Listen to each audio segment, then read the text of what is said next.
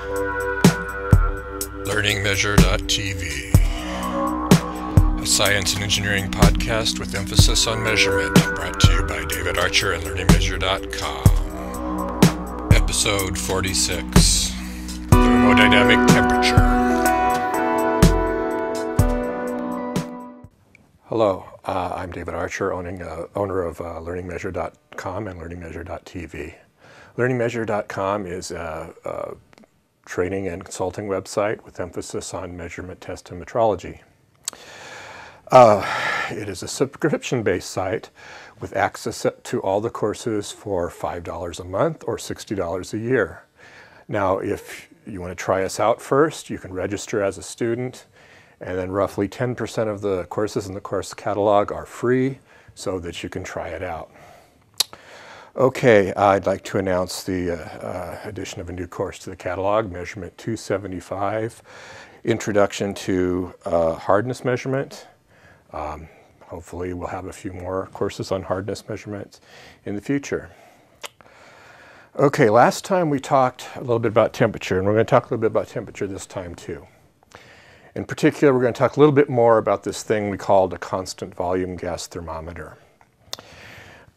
A constant volume gas thermometer uses pressure as the thermometric property. Now, in order to measure pressure, you have to have some way of measuring pressure. Obviously, you have to measure pressure with something, and we're going to go into first how you measure pressure. Now, you measure pressure with something called a barometer, and one of the more common ones is a mercury in glass type thing, or mercury in a tube, but we've got to talk a little bit how that works. If you have some material, and let's say you have some cylinder of a material, and so the area of one end is A, and the height of the cylinder is H. The volume of the cylinder equals A times H.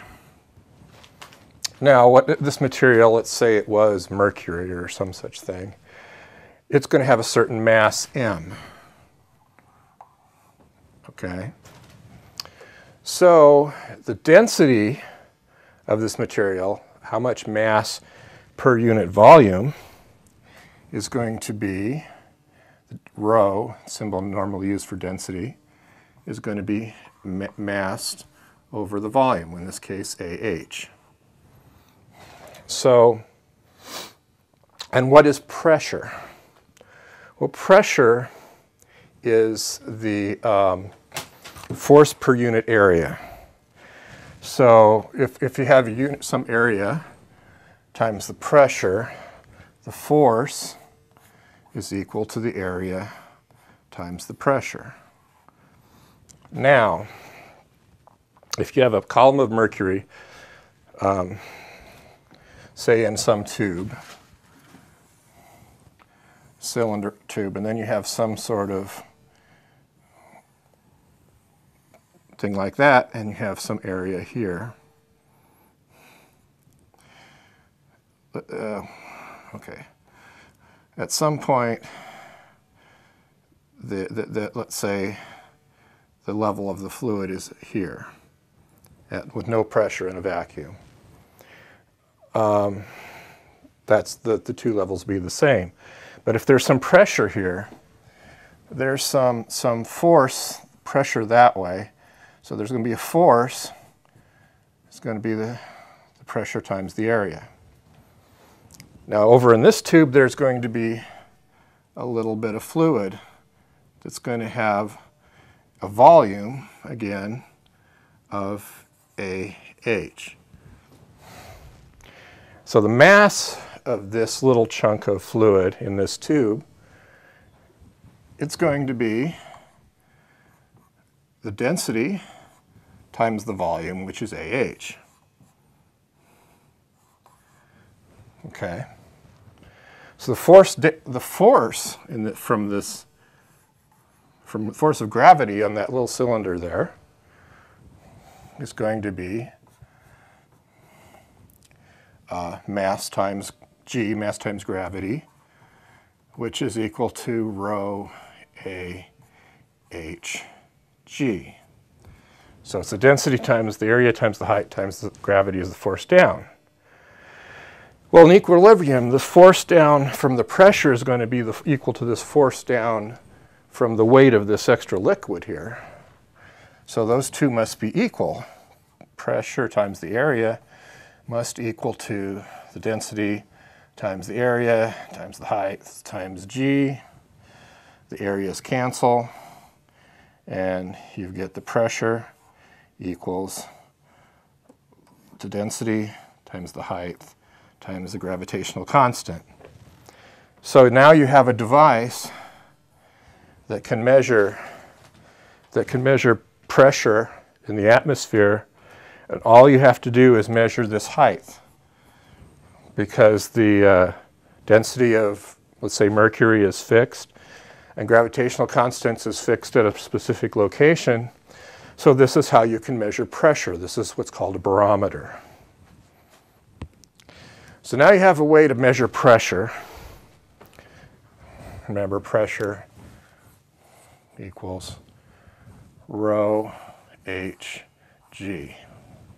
The only thing you have to know about is the height. So now we have some method of measuring pressure with a barometer of sorts.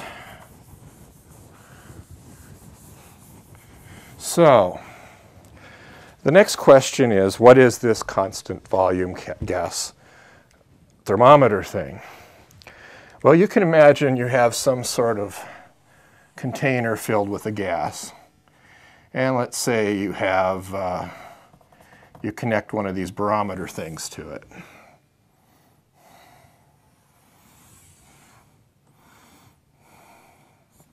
So, you know, if there's no gas, let's say you know what level it is. Or, well, no, okay, let's say you put it, you pick some value, right, for this value, where this is, where the top of this fluid is. You mark it somehow. You put a scale and you mark it. So as long as you keep the fluid level at the same spot, the volume of this gas is going to be the same. Now, because there's going to be some pressure in here, there's going to be some H here, there's going to be some fluid. You'd be able to measure the pressure, right, using this. So what you can do is you can take this and put it in some sort of temperature bath at some temperature T and measure and adjust this height so the volume stays the same. You measure the pressure there. Okay, that's how that works. So what you do is you plot. You're going to look. You're going to have, okay, let's say this is pressure and this is temperature. So you're going to measure temperature by doing this, like we talked about last time. It's going to be the pressure over the pressure at the standard temperature times the temperature at the standard temperature. So you would first put this at the standard temperature, and then the temperature, like the triple point of water, and then you change the temperature to the temperature you want to measure. You measure the pressure. So for a given gas, let's say a particular gas, you measure some point. Let's pick a point here. Now it turns out, if you let a little bit of the gas out and repeat the measurement, there's less gas, you're going to get another point. And you can do the experiment again. You take a little bit more gas out and do the measurements again, you're going to get a slightly different temperature. And you'll find that you'll get something like that. Now, if you repeat the experiment with a different gas, you'll get something like this. You'll get another point, and you get another point, and you get another point. And what you'll find is this: if you keep doing this with different gases, you end up getting to the same point. So it's just, you see that, and that's what happens, and you can define this point where all the different gas thermometers with different gases give the same value. You can call that the thermodynamic temperature. Now, why does this work? Well, why is it that all gases, as they get more and more dilute, you take more and more of these gases out, they all give the same value for the thermodynamic temperature? Well, you may have heard something in high school chemistry about an ideal gas. Well, an ideal gas, you may have learned this relationship for an ideal gas, PV equals nRT, ideal gas law. Well, what is an ideal gas?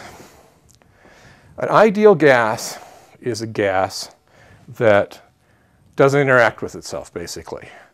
If you put an ideal gas in a container, what you have is got to have a bunch of independent particles just that would go in. The particles will just sort of go and bounce around inside the container, hitting the walls, bouncing around without interacting. It'll just keep bouncing around over and over again. And each particle, and when you do that, and if all particles are random, you can predict based on how many particles in there, how many collisions per unit area, or basically the force on the walls of the container. And for these gases that don't interact, you can predict this form for the gas law just from the fact that the particles, all they can do is bounce off the walls. So why does all these constant volume gas thermometers give the same value when you extrapolate down to zero pressure? Well, the reason why is if you have a bunch of stuff in there for a bunch of gas, and the particles can interact, they'll bounce around and do stuff with other molecules, right? And they're going to have sort of some characteristic length of time between collisions with particles in the gas. As the gas gets more and more dilute, it has to go farther and farther before it collides with other molecules of gas in the container.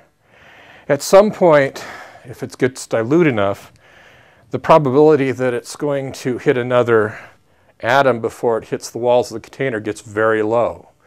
So all gases, as you get more and more dilute, will behave more and more like an ideal gas. The assumptions in an ideal gas are very simple, so you can actually do some. It's a fairly involved calculation. I won't do it here, but you can derive just from the fact that the gases, what they're going to do there is just bounce. Okay, you can figure out the pressure, the volume's constant. You can figure out the temperature, tells you how fast the atom's going. So you can compute this. But the important thing here, if you notice, let's collect terms. So you got temperature for an ideal gas equals the pressure times nR over V, right? Since these are all constants, this is a constant. So we've got T equals pressure times a constant. And if we don't know this in advance, we could know this in advance, but we could do this without knowing the volume or the gas constant, because all we have to do then